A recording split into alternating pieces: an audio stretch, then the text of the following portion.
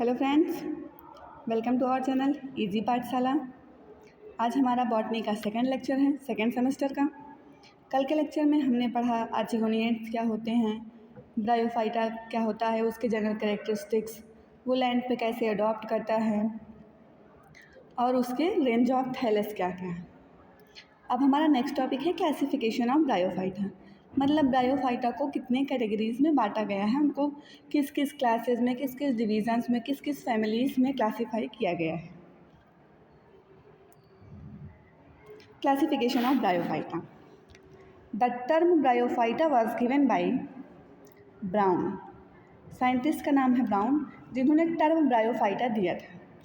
Brown scientist ने bryophyta के अंदर ही एल्गी, फंजाई, लाइकेन और मॉसेस को ऐड किया था। ब्रायोफाइटा में ही एल्गी, फंजाई, लाइकेन और मॉसेस को ऐड किया था किसने? ब्राउन ने। बाद में एल्गी, फंजाई एंड लाइकेन को सेपरेट अलग किया गया, अलग डिवीज़न में सेपरेट किया गया। Thallophyta and liverwort mosses in division bryophyta. मतलब थैलोफाइटा को, लिवरवॉर्ट्स को एंड मॉसेस को डिवीज़न ब्रायोफाइटा में रखा गया।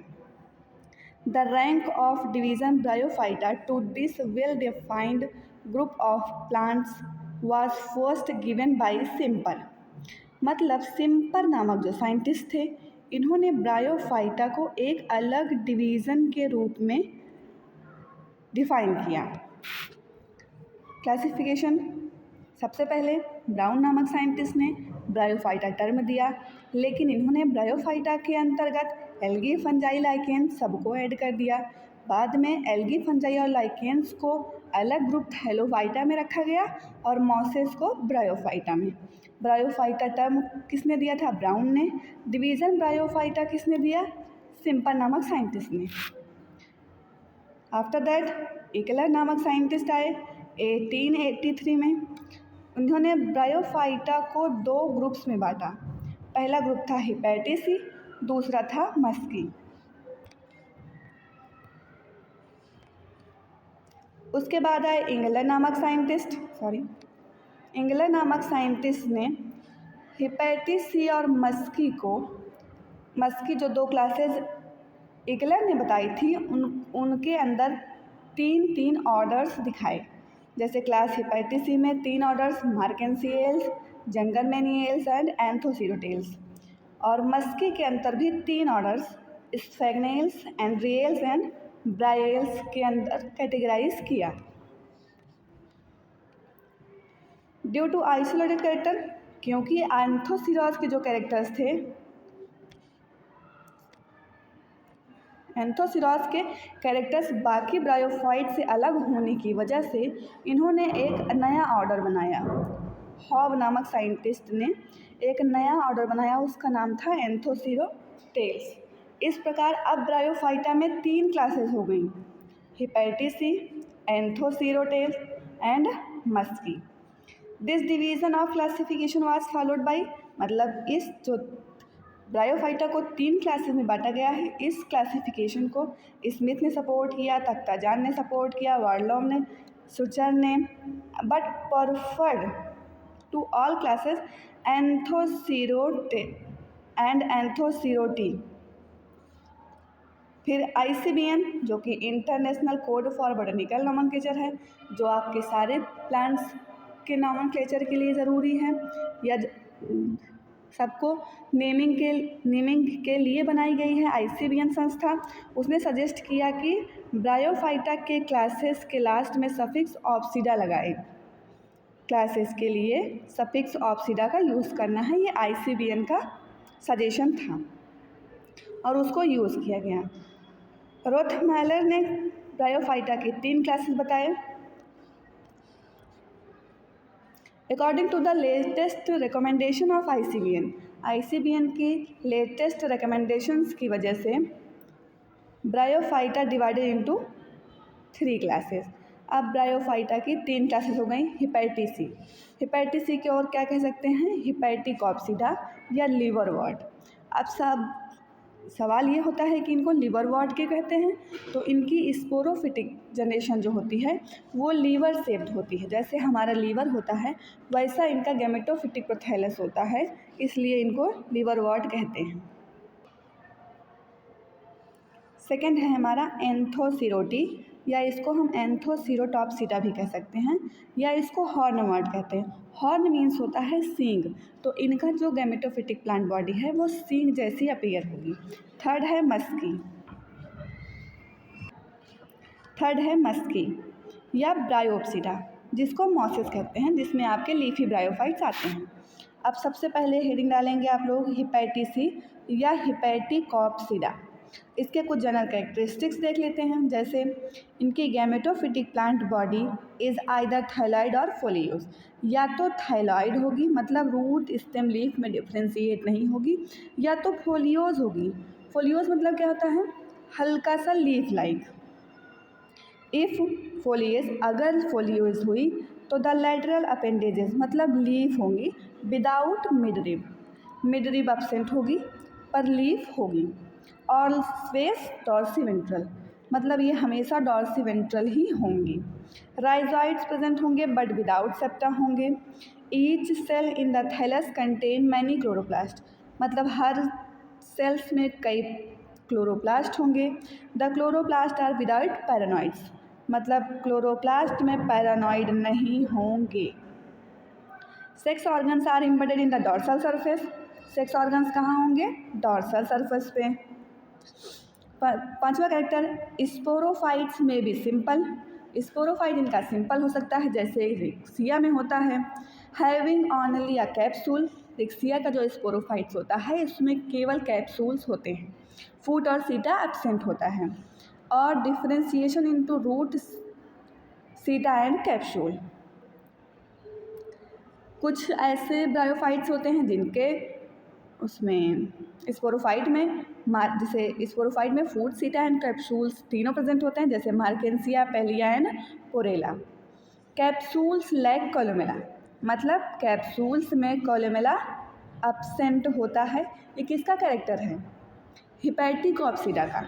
हिपैटिकॉप्सिडा को हम 4 ऑर्डर्स में बांटते हैं, कैलोब्राएल्स, जंगरमैनियल्स, स्फेरोकार्पेल्स and मार्केंसियल्स।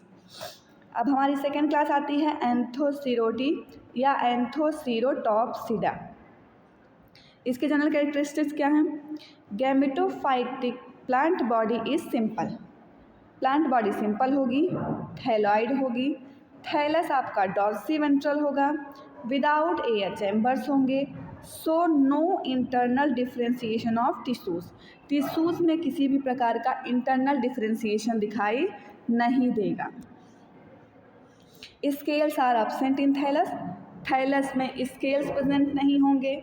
Each cell of the thallus possesses a single large chloroplast with a pyrenoid, हर सेल में एक लार्ज क्लोरोप्लास्ट होगा जिसमें पैरानॉइड बॉडी प्रेजेंट होगी।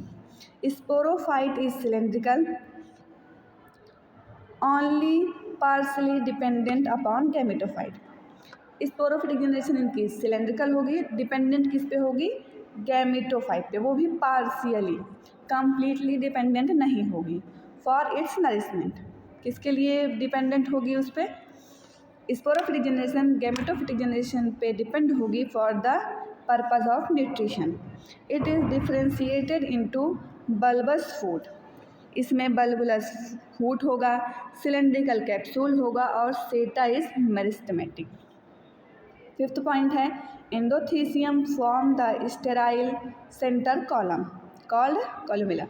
एंडोथीसियम में एक कोलुमेला लाइक स्ट्रक्चर होगा जो कि स्टेराइल सेंट्रल कॉलम से मिलकर बना होगा। In capsule columella is present, capsules के अंदर कोलुमेला प्रेजेंट होता है। इट हैज़ ओनली वन, आपके एंथोसिरोटॉप्सिडा में केवल एक ऑर्डर है, उसका नाम है एंथोसिरोटेल्स। जैसा आपने देखा आपके हिपैटिकॉप्सिडा में 4 ऑर्डर थे, आपके एंथोसिरोटॉप्सिडा में केवल सिंगल ऑर्डर है एंथोसिरोटेल्स। हमारी थर्ड क्लास है मस्की या ब्रायोप्सिडा, या इसी को कह देते हैं हम मॉसेस। इसके जनरल कैरेक्टरिस्टिक्स क्या हैं? Gametophyte is differentiated into prostrate protonema and an erect gametophores. मतलब गैमेटोफाइट में एक प्रोस्टेट प्रोटोनीमा होगा, एक गैमेटोफोर्स होगा। गैमेटोफोर इज फोलियस, फोलियस का मतलब होता है लीफ लाइक, तो गैमेटोफोर कैसा होगा? Leaf like. Differentiated into an axis, मतलब स्टेम में डिफरेंशिएट होगा। एंड लेटरल अपेंडेजेस, मतलब लीफ प्रेजेंट होगी without midrib, without midrib leaf present होगी। राइजोइड्स क्या होंगे? मल्टी सेलुलर होंगे विद ऑब्लिक सेप्टा, मतलब मल्टी सेलुलर होंगे, सेप्टेट भी होंगे। इससे पहले जब आपने हेपेटिकॉप्सिडा पढ़ा था तो उसमें सेप्टा एब्सेंट था राइजोइड में, बट इसमें राइजोइड में सेप्टा प्रेजेंट है। Elaters are present absent in the capsule of sporangium, sporangium का जो हमारा कैप्सूल होगा उसमें इलेटर्स एब्सेंट होंगे। अभी आप आगे के लेक्चर में पढ़ेंगे कि what is इलेटर्स, what is capsule, ये सारी चीज़ें हम आगे पढ़ेंगे। What is sporophytic generation, what is gametophytic generation, ये हमारे नेक्स्ट टॉपिक जब हम रिप्रोडक्शन पढ़ने लगेंगे, रिप्रोडक्शन ऑफ ब्रायोफाइट्स, तब हम आगे उसको डिस्कस करेंगे। The sex organs are produced in separate branches, sex organs अलग अलग ब्रांचेस पे होंगे। Emerge in a group of leaf, उसी ग्रुप ऑफ लीफ के बीच में इमर्ज होंगे, मतलब छिपे हुए हो सकते हैं। आपके हेपेटिकॉप्सिडा में 4 ऑर्डर थे, एंथोसिरोटॉप्सिडा में 1 ऑर्डर थे, और ब्रायोप्सिडा में आपके 3 ऑर्डर हैं, ब्राएल्स, एंड्रिएल्स एंड स्फेगनेल्स। 3 आपके ऑर्डर किस में हैं? ब्रायोप्सिडा में। आई होप आप लोगों को इतना समझ में आ रहा है। ये है आपका ब्रायोफाइटा का क्लासिफिकेशन, ये है आपका हैंड रिटन क्लासिफिकेशन, या जो अभी तक हमने पढ़ा है उसकी समरी। सबसे पहले डिवीज़न ब्रायोफाइटा। अगर हम पूरे प्लांट किंगडम के बेसिस पे देखें तो पूरे प्लांट किंगडम को हम 5 डिवीज़न में बांटते हैं।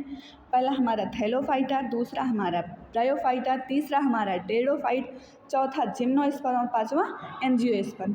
अभी हम ब्रायोफाइटा पढ़ रहे हैं तो हम ब्रायोफाइटा का क्लासिफिकेशन देखते हैं। ब्रायोफाइटा को फर्स्ट ऑफ ऑल, ये मोस्ट एक्सेप्टेबल आपका क्लासिफिकेशन है कि ब्रायोफाइटा को 3 क्लासेस में बांटा गया, हेपेटिकॉप्सिडा, एंथोसिरोटॉप्सिडा एंड ब्रायोप्सिडा। हेपेटिकॉप्सिडा को लीवर वॉर्ड भी कहते हैं, जिसको हमने 4 ऑर्डर्स में बांटा। कितने? 4 ऑर्डर्स में। कौन कौन से? कैलोब्राएल्स, जंगरमेनिएल्स, स्फेरोकार्पेल्स एंड मार्केंसिएल्स। फिर आपने कैलोब्राएल्स की एक फैमिली लिखी, हैप्लोमिट्रिएसी। जंगरमेनिएल्स की भी एक फैमिली है, जंगरमेनिएसी। स्फेरोकार्पेल्स की भी एक फैमिली है, स्फेरोकार्पेसी। मार्केंसिएल्स में आपको 3 फैमिली हैं, मार्केंसिएसी, रिक्सिएसी एंड टार्जियोनिएसी। हम आ जाएंगे अपने एंथोसिरोटॉप्सिडा या एंथोसिरोटेल्स में, जिसको हम कहते हैं हॉर्नवर्ट। हॉर्नवर्ट इसलिए क्योंकि इनकी जो बॉडी होती है वो हॉर्न शेप्ड होती है। हॉर्न का मीन्स हॉर्न का आशय होता है सींग जैसा something, okay. Liver means liver shaped. इसमें आपका एक सिंगल ऑर्डर है, आपने पहले भी पढ़ा कि एंथोसिरोटॉल्स में केवल 1 ऑर्डर है, एंथोसिरोटॉप्सिडा में केवल 1 ऑर्डर है, एंथोसिरोटेल्स। एंथोसिरोटेल्स में 3 फैमिली है, एंथोसिरोटेसी, नोटोथैलेसी एंड डेंड्रोसिरोटेसी। हमारी थर्ड क्लास है ब्रायोप्सिडा। इसमें मॉसेज आते हैं, जिसमें लीफी ब्रायोफाइट्स हम कह सकते हैं कि आते हैं। इसको हमने आप पहले पढ़ा कि इसको कितने ऑर्डर्स में डिवाइड किया गया है? 3, ब्राएल्स, एंड्रिएल्स एंड स्फेगनेल्स। ब्राएल्स में 2 फैमिली, ब्राएसी एंड मनिएसी। एंड्रिएल्स में 1 फैमिली, एंड्रिएसी एंड स्फेगनेल्स में 1 फैमिली, स्फेगनेसी। ये आपका समरी हो गया आपके क्लासिफिकेशन का।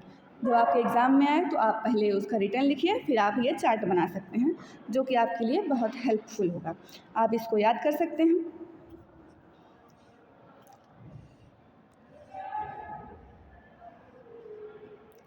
तो यहाँ तक हो गया आपका ब्रायोफाइटा के जनरल कैरेक्टरिस्टिक्स। अभी तक हमने पढ़ा ब्रायोफाइटा क्या होता है, उसके जनरल कैरेक्टरिस्टिक्स क्या क्या होते हैं, वो लैंड में कैसे अडॉप्ट करता है, उसके रेंज ऑफ थैलस क्या क्या है, और उसको कितने कैटेगरीज में कैसे क्लासीफाई किया गया है। आपके सिलेबस के अकॉर्डिंग आपको क्लासिफिकेशन केवल फैमिली तक पढ़ना था, जो आपने फैमिली तक पढ़ लिया, सबकी आपको फैमिली मेंशन है। इतना आपके लिए इनफ है। उसके बाद हम चलते हैं अपने नेक्स्ट टॉपिक पे, जो कि है हमारा रिक्सिया। रिक्सिया क्या है? सबसे पहले अगर हम सोचें तो रिक्सिया एक ब्रायोफाइट्स है, ठीक है। सबसे सर्वप्रथम तो वो एक प्लांट है। प्लांट में किस डिवीज़न में आ रहा है? ब्रायोफाइटा में। सबसे पहले हम रिक्सिया लिखें। ये रहा आपका रिक्सिया का फिगर। ये आपका नेचुरल ऐसे दिखता है, डायग्राम आप ऐसा ड्रॉ करेंगे। ये आपका रिक्सिया है, ये उसका डॉर्सल व्यू है, ये उसका वेंट्रल व्यू है। रिक्सिया सिस्टमैटिक पोजीशन या क्लासिफिकेशन ऑफ रिक्सिया। किंगडम किस में आएगा? प्लांटी में, क्योंकि प्लांट है। पूरे यूनिवर्स को दो किंगडम में बांटा जा सकता है, एक एनिमलिया और दूसरा प्लांटी। एनिमल है नहीं तो किंगडम कौन सा? Plantae. Division bryophyta, as you know that, thallophyta, bryophyta, pteridophyta, gymnosperm, angiosperm किस में आ रहा है? ये ब्रायोफाइटा में। क्लासेस क्या है? अभी आपने देखा किस क्लास में आएगा? हिपैटिकोप्सिला, हमारी पहली वाली क्लास। ऑर्डर किस में? मार्केंसियल्स में। मार्केंसियल्स के अंदर 3 फैमिली थी, मार्केंसिएसी, रिक्सिएसी एंड थैगोनिएसी। तो ये किस में आएगा? रिक्सिएसी में। और जीनस क्या है इसका? रिक्सिया। ये तो हो गया इसका सिस्टमैटिक पोजीशन। अब हम इसका देखेंगे distribution and habitat of Riccia. Habitat का मतलब होता है वासस्थान, मतलब ये रिक्सिया कहाँ कहाँ पाया जाता है, ये कहाँ कहाँ निवास करता है, इसके बारे में स्टडी करनी है हैबिटेट में। तो इसमें लिखा है, देखिए, riccia the most widely distributed genus of family ricciaceae. मतलब रिक्सिया जो है वो रिक्सिएसी फैमिली का वाइडली डिस्ट्रीब्यूटेड जीनस है। It represented by about 200 species.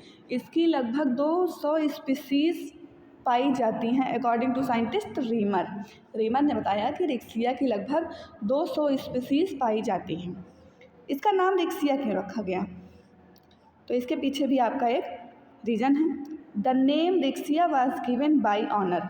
किसकी ऑनर में इसका नाम रिक्सिया रखा गया? पी.एफ. रिक्की। पी.एफ. रिक्की के नाम पर इसका नाम रिक्सिया रखा गया। पी.एफ. रिक्की थे कौन? एक फ्लोरेंटीन पॉलिटिशियन थे, जिसके नाम पर रिक्सिया का नाम रिक्की रखा गया। ये कहाँ कहाँ पाया जाता है? Widely distributed in both tropical and temperate region of the world. The genus is represented in India by about 33 species. Overall इसकी 200 स्पीसीज पाई जा रही हैं अकॉर्डिंग टू साइंटिस्ट रीमर। उस 200 स्पीसीज में से 33 स्पीसीज हमारे इंडिया में पाई जाती है according to scientist Puri 1973। However Srivastava recorded 29 species from different part of India. जबकि श्रीवास्तव एक साइंटिस्ट हैं, उन्होंने 29 स्पीसीज इसकी इंडिया में खोजी या रिकॉर्ड की। All species are terrestrial. इसकी सारी स्पीसीज टेरेस्ट्रियल होती हैं। टेरेस्ट्रियल का मतलब स्थल में रहने वाली। And prefer to grow on moist and shady places. ये रहना कहाँ पसंद करती हैं? मॉइस्ट एंड सेडी प्लेसेस में, नमी एवं छायादार जगहों पर रहना पसंद करती हैं। मोस्टली क्या होती हैं? टेरेस्ट्रियल, एक्सेप्ट किसको छोड़ के? रिक्सिया फ्लूटेंस को। रिक्सिया फ्लूटेंस पानी में रहता है। Which is an aquatic species, जो कि एक एक्वाटिक स्पीसीज है। एंड अकर्स फ्लोटिंग इन स्टिल्ट स्टैग्नेंट वाटर। ये बहते हुए पानी के साथ फ्लोट करता हुआ चलता है। कौन? रिक्सिया फ्लूटेंस। बाकी रिक्सिया की जितनी भी स्पीसीज हैं सब टेरेस्ट्रियल हैं। टेरेस्ट्रियल का मतलब स्थल में रहने वाली। And submerged below the surface of standing water. एकदम जो रुका हुआ पानी होता है उसके नीचे भी पाई जा सकती हैं। कौन सी? रिक्सिया फ्लूटेंस। एक ही स्पीसीज है रिक्सिया की जो कि एक्वाटिक है, बाकी सारी स्पीसीज आपकी एक रिक्सिया की टेरेस्ट्रियल होती हैं। मॉर्फोलॉजी ऑफ रिक्सिया देख लेते हैं। क्लासिफिकेशन देख लिया आपने, कहाँ पाई जाती है ये भी देख लिया आपने। मॉर्फोलॉजी कैसे होती है, मतलब हमारा रिक्सिया दिखता कैसा है। तो the plant body of riccia is gametophyte.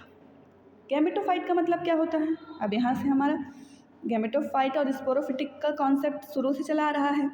तो गैमेटोफिटिक का मतलब क्या होता है? ऐसा प्लांट जो डायरेक्ट गैमीट बियर करता है उसको गैमेटोफाइटिक प्लांट कहते हैं।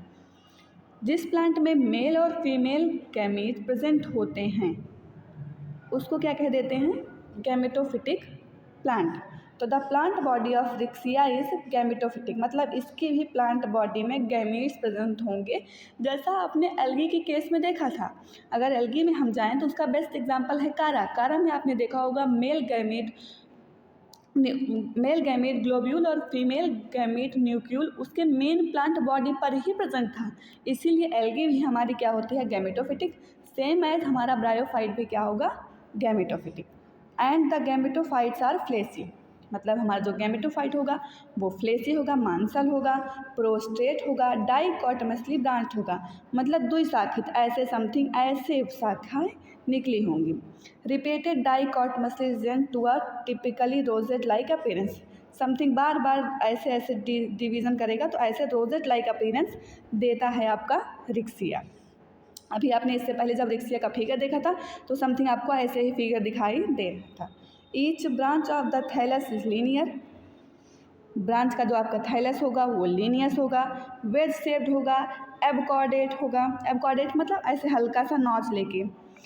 Thallus is 5 to 7 mm long, मतलब जो आपका थैलस है वो 5 से 7 मिलीमाइक्रोन लंबा, लगभग 1.5 मिलीमीटर चौड़ा, in all the terrestrial species. However in riccia fluitans, क्योंकि ये तो टेरेस्ट्रियल है नहीं, ये तो एक्वेटिक है, तो रिक्सिया फ्लूटेंस लगभग 30 से 50 mm लॉन्ग और 1 से 2 mm चौड़ा होता है। इसके दो साइड होती हैं, एक डॉर्सल साइड एक वेंट्रल साइड, जैसा आपने फर्स्ट स्लाइड में देखा है। ये देखिए ये आपका डॉर्सल साइड है, ये आपका डॉर्सल साइड हो गया ये, और ये आपका वेंट्रल साइड हो गया। रिक्सिया देखिए ऐसा हमने बताया था, ऐसे नॉच करके रोजेट लाइक अपीयरेंस देता है, तो ये है उसका रोजेट लाइक अपीयरेंस। ये फिगर आप ड्रॉ कर लेंगे अपनी कॉपी में। तो उसका हम पहले देखते हैं, उसका हम देखेंगे पहले डॉर्सल सरफेस। डॉर्सल सरफेस क्या होता है? The dorsal surface is light green and dark green colour. जो उसका डॉर्सल सरफेस होगा वो डार्क या लाइट ग्रीन कलर का होगा। Each branch having a thick midrib, her branch में एक थिक मिडरिब पाई जाएगी, थिक मिडरिब पाई जाएगी। सपोज ये ब्रांच है तो एक ऐसी थिक सी मिडरिब पाई जाएगी। It is traversed by the conspicuous median longitudinal groove which in the depression of apical region forming the apical notch। ये हल्का सा ये ऐसा जो डिप्रेशन आ रहा है इसी को कह देते हैं हम एपिकल नोच। तो इसी डिप्रेशन को क्या कहते हैं? एपिकल साइड पे जो हमारा डिप्रेशन आ रहा है उसको हम कह देते हैं apical notch. Growing point is situated in the apical notch. Growing point कहाँ होगा? एपिकल नोच के पास। The main function of mid dorsal groove is to retain water required for the fertilization. Main function क्या होता है? Mid जो groove बना है, जो हमारा ये ऐसा स्ट्रक्चर बना है, ये वाला स्ट्रक्चर बना है, इसका मेन फंक्शन क्या है? ये पानी को रोकने में मदद करता है। किस लिए? ताकि वहाँ पे फर्टिलाइजेशन हो सके, क्योंकि आपको पता है कि इनको फर्टिलाइजेशन के लिए पानी की आवश्यकता होती है। Some hairy epidermal outgrowth are also seen in riccia. कुछ हेयरी आपको आउटग्रोथ भी दिखने को मिलती है। किस में दिखती है? रिक्सिया मेलानोस्पोरा में। दाउ रियली, ये बहुत ही रेयर कंडीशन है। अब नेक्स्ट आता है हमारा ventral surface of Riccia. The ventral surface of thallus bear many scales and rhizoids. Riccia के वेंट्रल सरफेस पे कई सारे स्केल्स और राइजॉइड्स दिखते हैं। आप बैक में जाके उसका फिगर देख सकते हैं जिसमें आपको स्केल्स एंड राइजॉइड्स दिखेंगे। Scales are violet coloured, multicellular and one celled thick. Scales कैसे होते हैं? वायलेट कलर के होंगे, मल्टीसेलुलर मतलब बहुकोशिकीय होंगे, और एक सेल से होंगे, मतलब सिंगल सेल। ऐसे सपोज ऐसे कई सारी सेल्स मिलके सिंगल लेयर की सेल्स बना देती हैं। ये क्या है आपका? Scale. The colour of scale is due to the dissolution of the pigment of cell sap. इसका कलर वायलेट क्यों होता है? क्योंकि सेल सैप का जो डिसोल्यूशन होता है, मतलब सेल सैप जब निकलता है पिगमेंट, तो इसका कलर वायलेट कर देता है। Scales are arranged all along the margin. Scales कहाँ होते हैं? हमेशा रिक्सिया के मार्जिन्स पे दिखाते हैं हम आपको। ये देखिए साइड साइड में मार्जिन्स में आपके स्केल लगे हुए दिख रहे हैं। अगर आप ध्यान से देखेंगे तो ये देखिए ये स्केल्स आपको साइड साइड में दिखाई दे रहे हैं at the margin of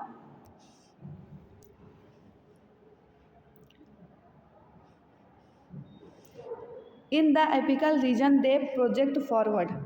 apical region में ये नहीं होते हैं। आप फिर से फिगर बैकवर्ड करके देख लीजिए। एपिकल रीजन में आपके स्केल्स प्रेजेंट नहीं होंगे। इन हाइपोफिलस स्पीसीज, कुछ स्पीसीज जिनको ज़्यादा मॉइस्चराइजर की आवश्यकता होती है, द स्केल्स आर इफिमेरल, उनमें स्केल्स क्या होते हैं, इफिमेरल। इफिमेरल का मतलब होता है शॉर्ट लिव्ड, कुछ समय के लिए ही रहते हैं, बाकी हट जाते हैं क्योंकि उनको पानी की ज़्यादा आवश्यकता होती है। Need large supply of moisture for their growth. Scale होंगे तो पानी की सप्लाई कम हो जाएगी क्योंकि वो मल्टी सेल हैं, थिक लेयर बना देते हैं जिसकी वजह से पानी अंदर नहीं जा पाता। बट द जीरोफिलस स्पीसीज, जो कि हमारे मरुस्थलीय स्पीसीज होती हैं, उनमें scales are leafy and persistent. उसमें स्केल्स लीफी होते हैं और लॉन्ग टर्म में रहते हैं, मतलब थ्रू आउट द लाइफ रहते हैं। In riccia crystallina the scales are inconspicuous and absent.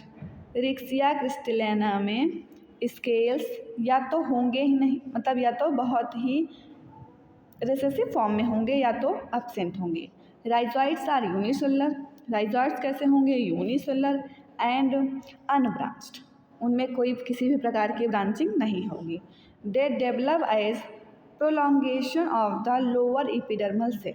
वो जो हमारे राइजॉइड्स हैं वो ऐसा लगता है कि हमारे एपिडर्मल सेल के प्रोलॉन्गेशंस हैं, मतलब आउट ग्रोथ हैं राइजॉइड्स। आई होप आपको इतना समझ में आया रिक्सिया कैसा दिखता है, उसके वेंट्रल सरफेस पे क्या होता है, उसके डॉर्सल सरफेस पे क्या होता है, ये सारी आपको याद करने की चीज़ें हैं। उसके बाद आप से हो स्लाइड से फिगर बना लेंगे रिक्सिया का, रिक्सिया के डॉर्सल सरफेस का, रिक्सिया के वेंट्रल सरफेस का। ये रहा, ये है आपका रिक्सिया। ये कई सारे रिक्सिया ऐसे ऐसे ऐसे ऐसे करके मिलके रोजेट लाइक स्ट्रक्चर बना देते हैं। लिखा है rosette form in terrestrial species. ये मोस्टली टेरेस्ट्रियल स्पीसीज़ का है। आपकी एक ही एक्वेटिक स्पीसीज़ है, वो क्या है, रिक्सिया फ्लोटेंस, जो कि पानी में पाई जाएगी। बाकी मोस्टली रिक्सिया की स्पीसीज़ आपकी टेरेस्ट्रियल होंगी। ये है आपका डॉर्सल सरफेस। डॉर्सल सरफेस आपने देखा था एपिकल नोच होगी, एक मिड रिब दिखाई दे रही होगी। एपिकल नोच क्यों है, क्योंकि इनको वाटर रिटेन करना है फॉर द फर्टिलाइजेशन। आप इसका वेंट्रल सरफेस देखिए तो लास्ट में आपको स्केल्स दिखाई दे रहे हैं और बीच में आपको राइजॉइड्स ऐसे नज़र आ रहे हैं। ये क्या हो गया आपका रिक्सिया का वेंट्रल सरफेस, रिक्सिया का डॉर्सल सरफेस और रिक्सिया का रोजेट फॉर्म। और आप चाहें तो सिंगल रिक्सिया भी बना सकते हैं। ये है आपका सिंगल रिक्सिया, ये डॉर्सल सरफेस, ये है वेंट्रल सरफेस। आई होप आप लोगों को इतना समझ में आ रहा होगा कि रिक्सिया क्या है, सिस्टमैटिक पोजीशन उसका, कहाँ कहाँ पाया जाता है, कैसा दिखता है। तो रिक्सिया आपका ऐसा दिखता है। उसके बाद हम पढ़ते हैं एनाटॉमी ऑफ रिक्सिया। मॉर्फोलॉजी मतलब दिखता कैसा है, जैसा हम लोग दिखते हैं या आपको पेड़ पौधे जानवर जैसा दिखते हैं वो उसकी मॉर्फोलॉजी कहलाती है, जैसा आप उनको देख पा रहे हैं। एनाटॉमी मतलब होता है आंतरिक संरचना का अध्ययन। जैसे आपने पेड़ों के स्टेम्स के सेक्शन काटते हैं, लीफ के सेक्शन काटते हैं, तो उसको क्या कह देते हैं, एनाटॉमी। मतलब किसी भी चीज़ के जब हम आंतरिक स्थिति का अध्ययन करेंगे, आंतरिक संरचना का अध्ययन करेंगे, उसको क्या कह देते हैं, एनाटॉमी। तो एनाटॉमी ऑफ रिक्सिया, अगर हम रिक्सिया का वर्टिकल सेक्शन काट दें, रिक्सिया को पकड़ा और ऐसे काट दिया, तो उसमें क्या क्या आपको सेक्शन दिखाई देते हैं, क्या क्या टिश्यूज़ हैं, वो सब क्या कहलाता है, एनाटॉमी ऑफ रिक्सिया। चलिए, anatomy of riccia. A vertical cross section of thallus show distinct zones. अगर आप रिक्सिया का वर्टिकल सेक्शन काटते हैं, आई होप कि आपको वर्टिकल और ट्रांसवर्स सेक्शन पता होगा। जब आप किसी चीज़ को ऐसे काटते हैं तो वो आपका वर्टिकल सेक्शन कहलाता है, किसी चीज़ को ऐसे काटेंगे तो वो आपका ट्रांसवर्स सेक्शन कहलाता है। तो जब आप रिक्सिया के थैलस को ऐसे वर्टिकली काट देंगे तो क्या होगा, आपको उसमें 2 डिस्टिंक्ट जोन लिखेंगे, 2 आपको एकदम विभेदित जोन दिखाई देंगे।